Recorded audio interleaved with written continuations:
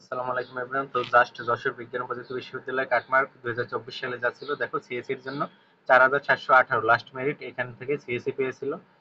তো এইবার কিন্তু অনেক কম থাকবে, যেহেতু বিভিন্ন বিশ্ববিদ্যালয়গুলো বেরিয়ে গেছে। তোমার ভালো বিশ্ববিদ্যালয়, তোমার এন্ট মেরিট আরো অনেক নিচে থাকবে।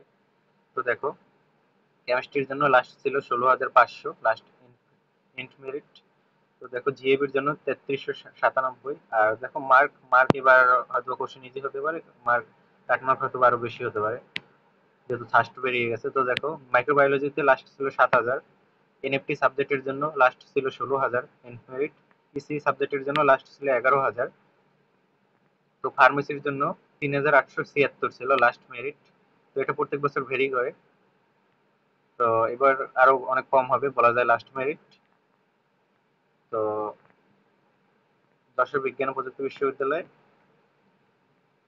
তো ভালো থাকবে সবাই, ধন্যবাদ সবাইকে।